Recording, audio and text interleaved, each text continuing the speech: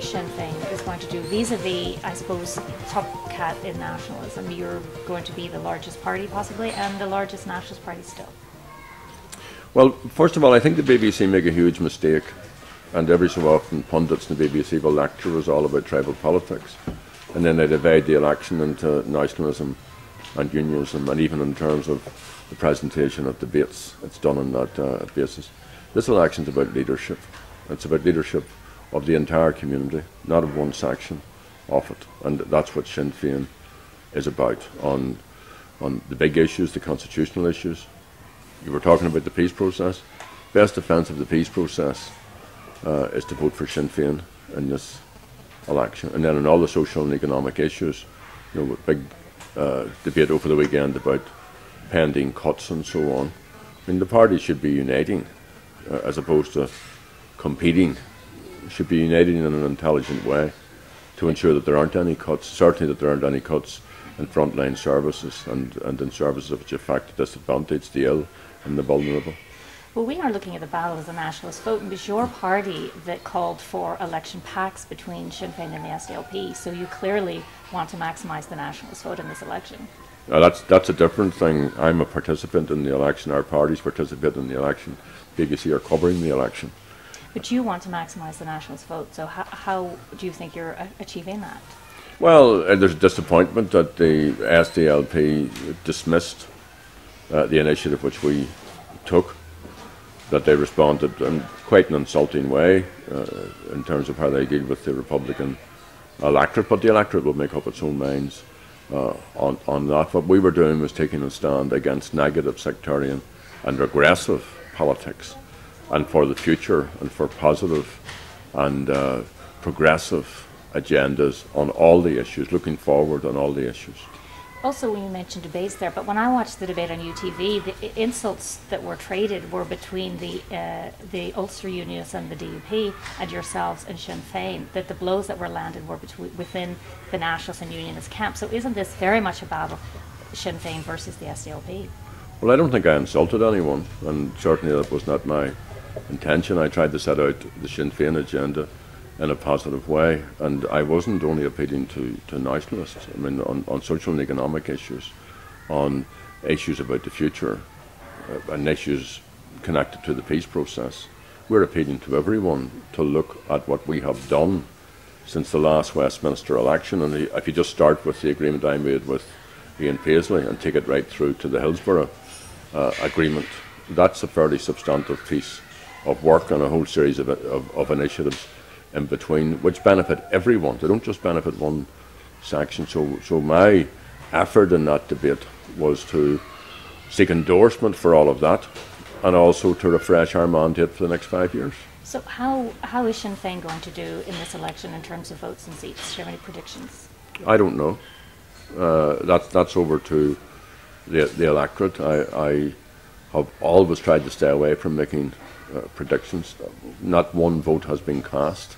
There's another, I suppose, 10 days to go or thereabouts. So let's continue to try and seek the maximum support for progressive policies and for a renewed mandate for the next 5 years. Could Sinn Féin, in your view, be down one seat this time, losing Fermanagh South Tyrone? We don't contemplate failure in any constituency. We're there to win the maximum amount of seats and the maximum amount of votes, and I'm not going to be getting into any predictions, pessimistic or optimistic. You win votes by dealing with the electorate, by standing on your record, and by having a platform and a programme for the future. And that's what Sinn Féin has. Where do you see the Games Sinn Féin picking up any seats? Well, I'm not going to predict any of that at all. That's up to the pundits and the bookmakers. There's a battle royal going on in South Down. I suppose two ministers, Margaret Ritchie as leader of the SDLP and Katrina Ryan. How is that race going?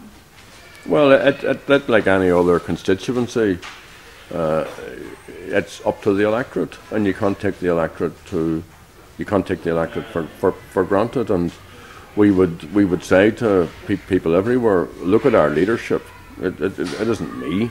We have a very representative leadership. We have a very grounded and experienced leadership, and if people want to be part of that, if they want to look at our record, if they want to look at what we want to do in the future, then the only sensible thing to do is to vote for Sinn Féin. Just in terms of the abstentionist vote, that is an issue. Abstentionism is one of the big differences between yourselves and the SDLP. How big an issue is that on the doorstep? It's not an issue at all, and you know, we have this position as a matter of principle, because we're Irish, because this is Ireland, because I don't want to be legislating for people in Middlesex or Sussex or anywhere else, and because we have a strategy to bring powers from London to here. Now, the SDLP are lazy abstentionists. You know, we're abstentionists on the basis of principle. They just don't bother to turn up, and when they do, you know, they vote for detention orders. They famously didn't even turn up for the budget. They didn't. They're pitching their appeal as being based upon their ability to be there if they get elected and the need to have someone there. Didn't even turn up. Didn't make one vote in terms of the recent budget. So people aren't fooled by any of that. But they accuse you of misleading the voters about their record. Well, the record's there. I mean, I didn't make up the record. I went on to the British House of Commons website and got the figures.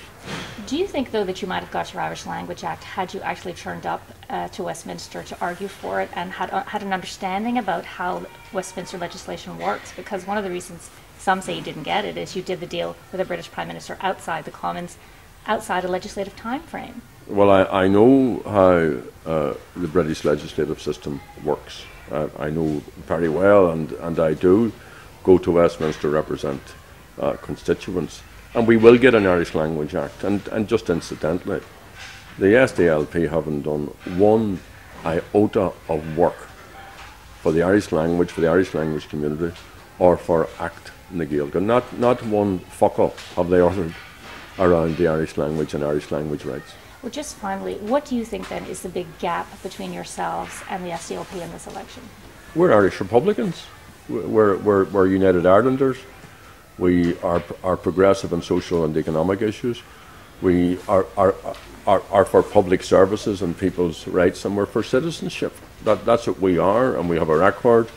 We have an experienced leadership, and we're saying to people, as Unionist tries to reconfigure it, send back a very, very strong Sinn Féin team to build for the future. So finally, you, as leader of Sinn Féin, you've been around a long time. You've seen off several SDLP leaders. Are you going to see off Margaret Ritchie as well? I don't say these in personal terms at all. Our leadership is bigger than me. We're rounded and we're grounded and we're experienced, and this is about the future.